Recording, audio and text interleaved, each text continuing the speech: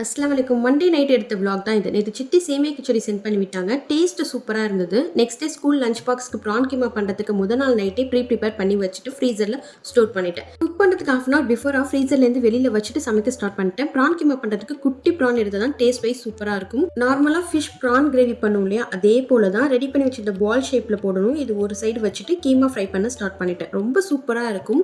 பசங்களை ஸ்கூலுக்கு அமுச்சு வச்சுட்டு சித்தி வீட்டுக்கு போயிட்டேன். ரைஸை குக்கர்ல போடாம வடிச்சிட்டு இருந்தாங்க. ரீசன் கேட்டதுக்கு ஹெல்த்தின்னு சொன்னாங்க. சித்தியோட ஹேபிட்டே ஹெல்த்தின்னு ஒரு ஆள் சொல்லிட்டாங்கன்னா 10 நாள் கண்டினியூ பண்ணுவாங்க, 11வது நாள் விட்டுருவாங்க.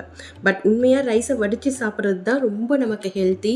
மட்டும் இல்லை, அரிசி வடிச்ச கஞ்சி குடிச்சோன்னா உடம்பு ஹீட்டையும் தணிக்கும். கொஞ்ச நாள் சித்தி வீட்டில் இருந்து வீட்டுக்கு கிளம்பிட்டேன். இன்னைக்கு ஷஸ்மி அரபிக் கிளாஸ் அட்டென்ட் பண்ணேன். கிளாஸ் ஸ்டார்ட் பண்ணி 3 days ஆகுது. 3 daysல ஓரளவு பிக்கப் பண்ணிட்டேன். அல்ஹம்துலில்லாஹ்.